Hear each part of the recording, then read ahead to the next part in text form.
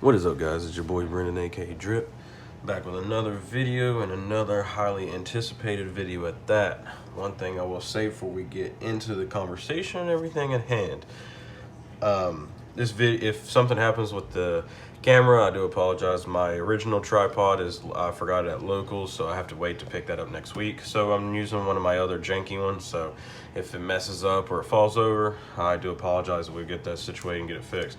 Another thing I will say too is please hit the like button if you haven't already. Please hit the subscribe button as well, so you, if you like my content. Hit the bell notification so you never miss an upload. I try to upload quite frequently. I've kind of taken a little bit of a break here recently, not been posting as much, mainly because at the time I was getting ready for regionals, which involved this deck and trying to evolve this deck, which I already have uploaded my regionals list. This is my post regionals list that you all have been asking for, with the previous posts that I post where I went undefeated 2 separate locations, a win and a mat at both 2 different locations, my current locals and one of my other favorite locals I like to go to that's upstate from me. So you guys wanted to see what I'm playing. Remind you, this list will be pre-Dimension Force, even though the time of recording this, Dimension Force has just been out for almost a week now. So none of the Dimension Force stuff will be in here, but I will go over what I do plan on changing. Granted, it might not be the certain cards that I'm saying now, because I got to play test it more and see how I like it along with that. But that's another thing, brings me to my next thing.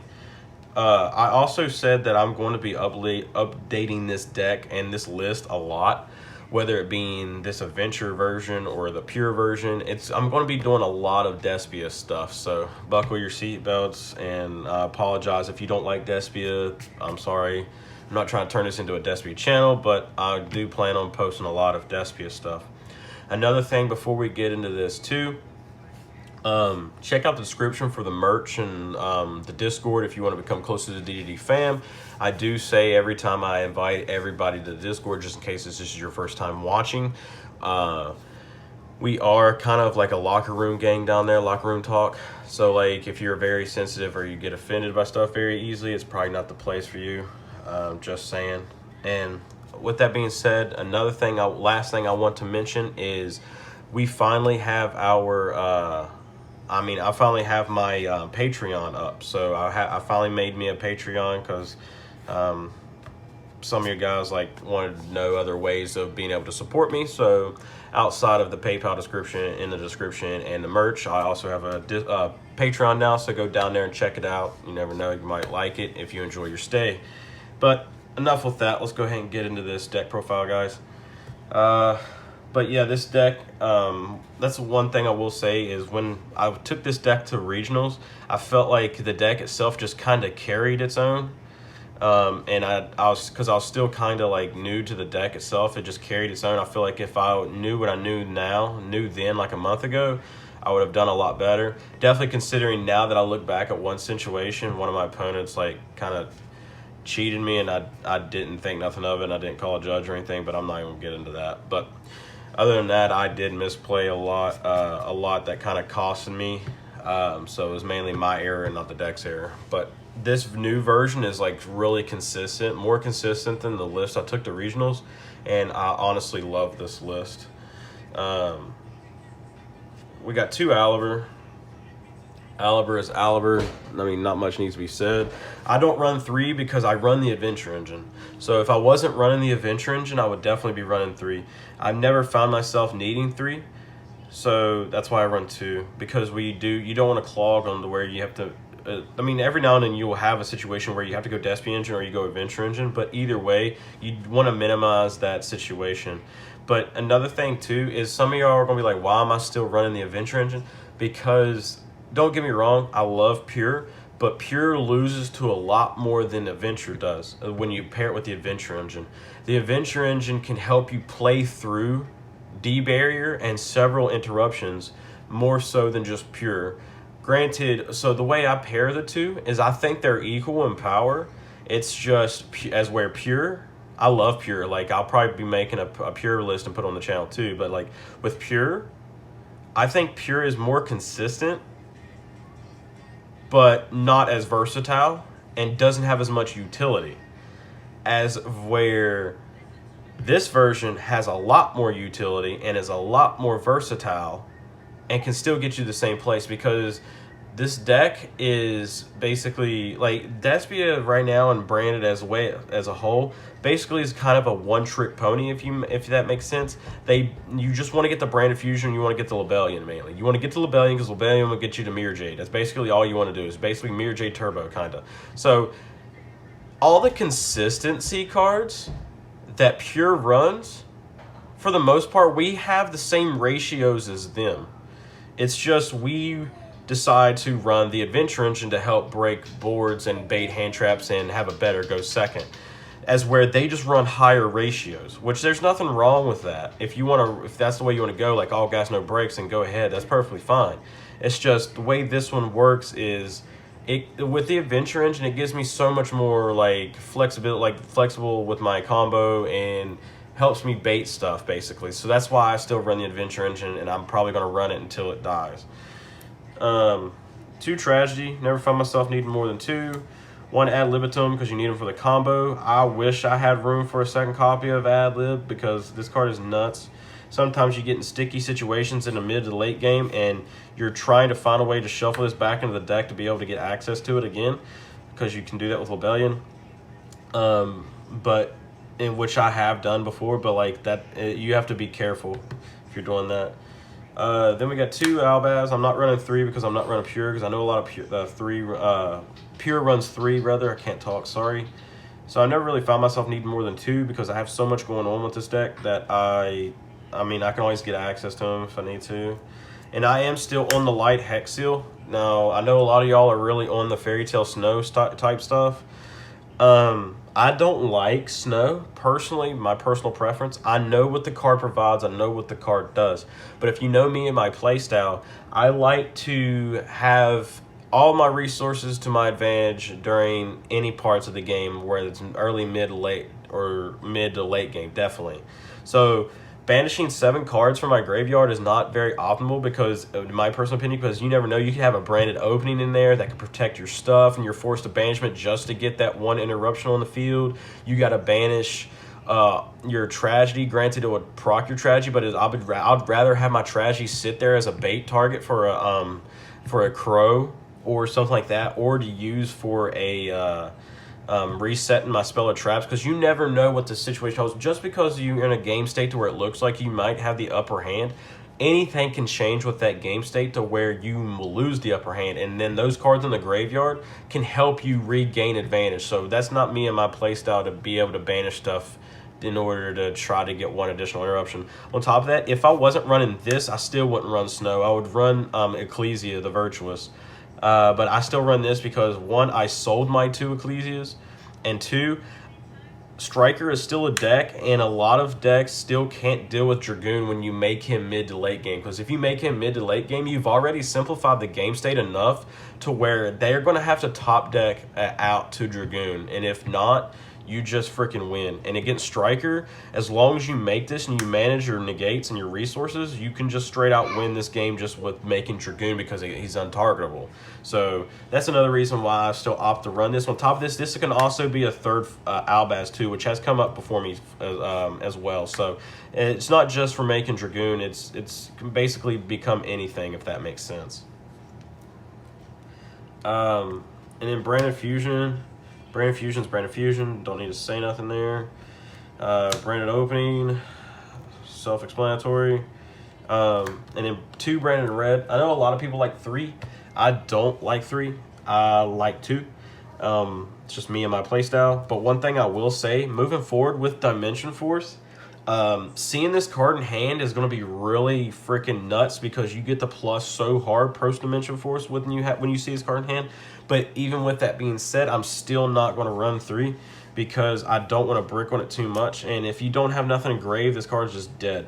And it's happened to me so many times to where this card, I was like, man, sweet, I got this card in hand, but they ash my stuff, my Branded Fusion, or they ash my Foolish Burial or something to prevent me from getting something in the graveyard for this. And it's just dead. But what's really nice is you get to go plus normally plus like 2 or 3, but you go plus 5 if you open this card post Dimension Force with the Branded Exile.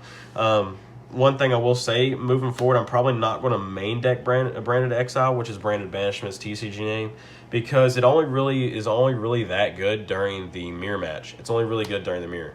So unless your opponent's running light or darks, and that's very too situational for me, because I don't want to banish cards from my field to fusion summon a monster. I want to banish cards from my opponent's field to make my fusion monster.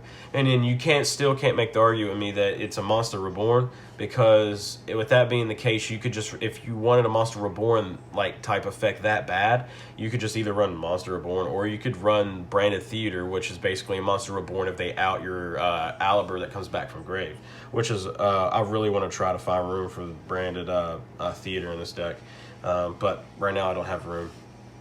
So basically, because the reason why you go plus so hard with this and banishment is because you get to resolve, if you open this, then you can resolve Mirror Jade twice in your opponent's turn, and then banish their entire field, and then you do the standard combo, and then instead of like being forced to send double like Albion off of your Mirror Jade, you can send an Albion and a Leonidas. I don't know if that's his name, but I'm calling him Alba Leonidas. You can send that, and then a Mirror Jade will not Mirror Jade, but Albion will get you access to anything you want, whether it's another one of these or Brain Fusion, and then no, sorry. Albion will set the banishment, and then the Alba Leonidas will give you access to whatever else. So instead of just the normal combo and then searching, because like the normal combos, you use Mirror Jade, blah, blah, blah, banish, Chimera, draw 2, and then add the Albaz, right? Well, you do the same combo, but instead of just plussing 3, you plus 2 more, so you plus 5, because the you resolve Mirror Jade twice, and then the Albion will resolve for plus 4, and then the Leonidas will give you the plus 1 for the plus 5, if that makes sense, which is really gross. But so just an FYI, I am going to be side decking the whatchamacallit, the banishment in my next profile that I show you guys. Sorry we got hung up there. I know a lot of y'all are probably trolling because y'all want to see the list, but I'm going to explain. I like to talk a lot in my videos. If you don't like it, then sorry. Then for the Adventure Engine, it's not a lot different. It's just different ratios compared to my last list. 3 water, 2 right, 1 Griffin, 1 Dracoback, 1 Faithful.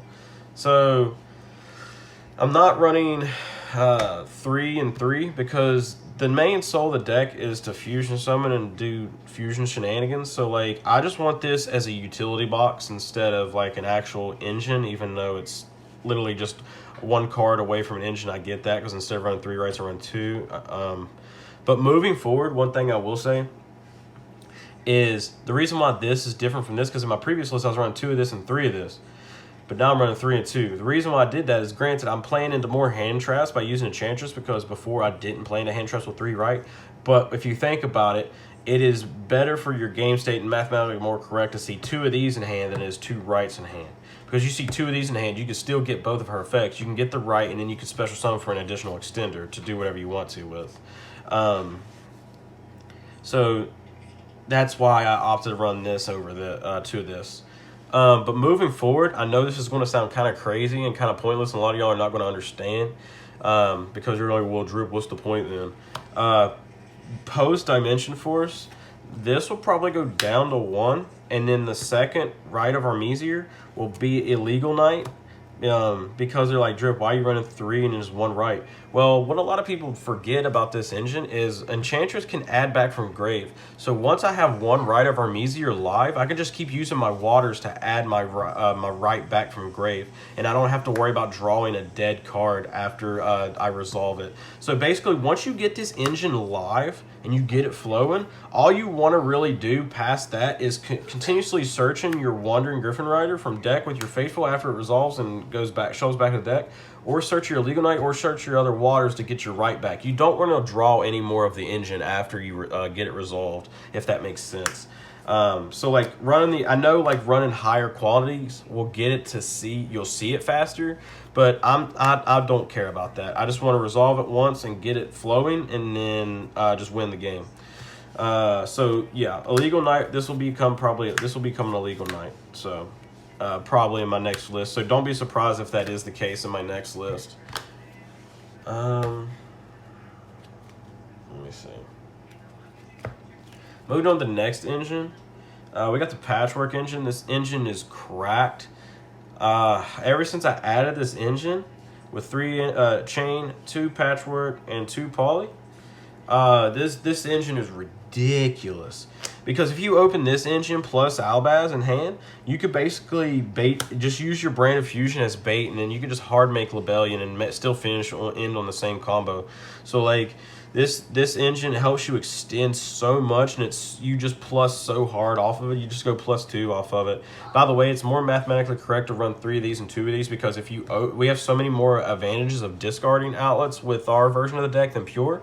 So if you open one, even if you don't fusion something with it, if you discard it off of Fateful Adventure, you get to search this, and then this can search this and poly. And then let's say you don't use it that turn, but you use it and you get another one next turn. This will search the 3rd one in the poly. So it's more mathematically correct to run 3 and 2. But no, this engine is stupid. I love it so much. It helps me extend. It helps me to turbo out my Despia monsters, because there's a lot of them like Quertes and stuff like that. I don't really want to make Quertes off of Branded in Red or Masquerade sometimes off Branded in Red. I just feel like I'm not benefiting enough off of it. I only really like making Chimera off of Branded in Red. And onto the hand traps. We got 2 Ash, 2 Imperm, 2 Droplet, 2 Bell. So I dropped Droplet to 2, which basically is the 3rd water. The 3rd Droplet became the 3rd water. And then I added these in. So I didn't drop Forbidden to 2 from 3 because I didn't want to see it any less. That has nothing to do with it. I dropped it because of the water. And on top of that, I just wanted the water. That's basically it. But my hand trap count is, these are, my opinion, the most impactful ones against the meta. Granted, you could say this blah blah blah should be Ogre, blah blah blah should be Crow for the mirror match. I don't care about the mirror match. We win those anyways. But no, this card saves my ass more than not, because this right here can make your Brandon Red live. If you go second, you just pitch a Despia or a Tragedy or whatever, and then there you go, your freaking Brandon Red's live. And they can't respond to it. This card will always be in every deck that I make, probably, if I can fit it. And not only that, these are the best ones against me, and they're also the best ones against my opponents. And the reason why I put ratios of 2 and not 3 is because I want all my hand traps, in theory, 1 in hand, 1 in deck, 1 in hand, 1 in deck, so on and so forth, etc. So like, I don't want to clog on them, but I want them in hand and want them in deck. On top of that, I allow myself, when I deck build for the most part, if I can, if my deck's big enough, like count wise above 40, 12 to 15 go second / brick slots. So I take my bricks and my go second cards and put them all together for that count. If they exceed that count, then in my personal opinion, my consistency is going to be messed up. That's just the way it works for me. So right here we have what, 2, 4, 6, 8. We have 8, and then the just to show you some other like pseudo / brick / power cards / go second cards, 10, and then 12. So see, this is 12, right? So that's 12. And then the pseudo other brick will be Draco back and Griffin. So these are my 15 slots that I allow myself, because my deck list is 45 cards. So when I was building this list, this was my window of what I allow myself. Now, if I wasn't running the Brave Engine and all that, these could be more hand traps. But 2, 4, 6, 8, 10, 12, 14. And if you wanted to go even further, because I know someone in the chat, comment section will be like, well, heck still, there you go. 15. This is my 15 cards. This is my 15 cards that I allowed myself to be pseudo bricks. So, which a lot of these are not really bricks. Yeah, you can say this is, and this is, and this is, but the rest of them are not really bricks, because these are power spells. These are defensive targets and just pseudo additional hand traps, definitely against the mirror match. So, yeah. That's my thought process when I was building this deck. I'll move on to the rest of the spells. Last 2 cards in the deck is the Called by the Grave because it's amazing, and Foolish Burial because it's amazing. It's a 1-card starter, gets you to whatever you want, your water, your tragedy, etc., etc. Called by the Grave is just nuts. Every time I draw that card, it's just freaking ridiculous. 45. Moving on to the extra deck. I got 1 Link Spider and then 1 Dark the Dark Charmer. When I was tearing it up with this list, it was before the ban list came out, so this was Verte. So yeah, so this right here, do not keep this in the deck even if you are running the Adventure Engine, because there's no like real reason to turbo out Links unless you just want to use Dark. So there's no real reason to turbo Dark out. So like, because you could just you could just use your token and a Dark monster basically to make this, so you don't even really need Link Spider anymore. So you could cut this for Alba Leonidas, the new guy from the new fusion monster that just says no to Dragon Link. That's what Link Spider can turn into, but that's what I've been running. On to the rest. Standard pretty much for the most part. We got 2 Mirror Jade, 2 Lebellion, 2 Albion, and then for the generics, 1 Dragoon, Draco Sotelia, 1 Quertes, we're gonna move them up. Quertes, double Chimera, which I'll get to that in a second, and double Masquerade. I'll get to that in a second. So if you see my previous list, I was running 1 and 1 of this, okay? So that's not necessarily like wrong. It's just my personal opinion. The second Chimera and the second Masquerade comes up. So hear me out. If you're running in your list, if you are not running the Patchwork engine and all that, you could get away with 1 and 1. But the problem when you run the Patchwork engine is the Patchwork engine likes supporting you in the form of fusion summoning. So what I mean by that is when when you run the Patchwork engine, if you know, you know. What I mean by that is the engine itself loves shitting out fusion monsters and fusion spells. It helps you push with more bodies. So with that being said, if you're running 1 and 1 with the Patchwork engine, you're going to run out of names, because Branded Fusion turbos these out. It could turbo out all these, right? But the Patchwork engine, for the most part, granted, yes, you can still make the rest, but the Patchwork engine, for the most part, wants to turbo out these and these.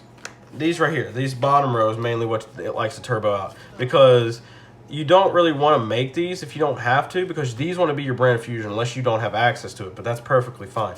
So, but if you were, the Patchwork engine will help get these out. So if you think about it, you cut this down and this down, you have all that engine in there as a Patchwork engine just to turbo out these 4 cards. That's not really that beneficial in my personal opinion. So I wanted to opt more. On top of that, the second Chimera does come up, and in certain cheeky situations, the second Masquerade comes up. So there's nothing about this extra deck I would change besides the Link Spider, in my personal opinion. I love this extra deck like to the fullest. I really do. But that's it for the extra deck, guys. Fun fact, Chimera's protection effect off of Poly being Grave is freaking nuts. It won me several games. It actually won me my finals match on that first playmat that I showed you guys on the Discord and on the community tab. Literally Chimera's protection effect was the main thing that won me that game. But yeah, token. If you don't know me, you know I love tokens. We have to have the Adventure Time token. Shout outs to my boy Tanner for letting me get this off of him since he sold his Adventure Engine. So that's it for the extra. I'll only show you the side deck since this is a tournament deck, and I do show my sides when it comes to the tournaments.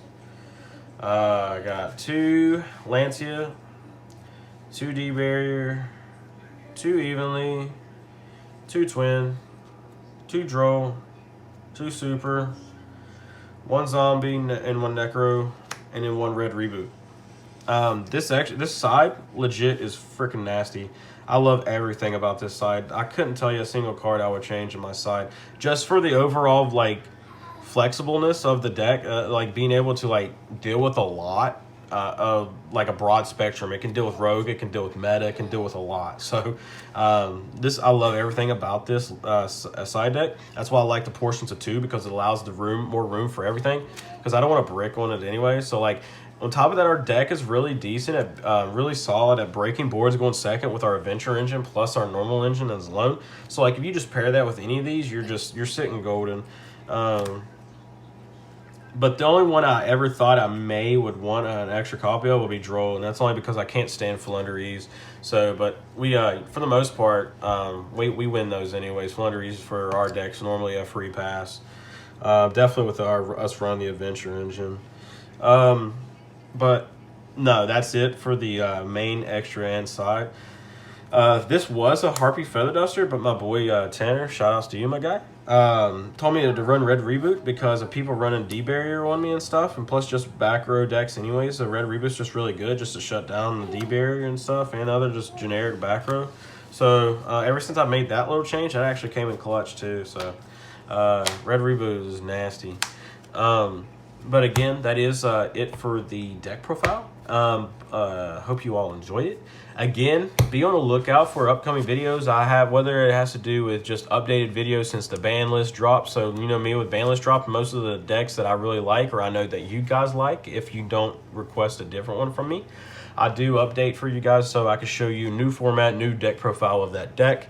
And also be on the lookout for some more branded stuff. I got some more branded stuff coming, and new adventure stuff coming. I have new adventure stuff coming, and just overall all kinds of different stuff rolling out here soon. But again, guys, please check out the Patreon down below. Check out the description with the Patreon, Discord, PayPal, all the other ways to support me or get closer to DDD fam. Hit that like button if you haven't already. Hit the subscribe button and the bell notification so you never miss an upload. And I hope you all enjoyed this video and hope you all are staying safe out there in the age of COVID. Your boy Drip out. Peace.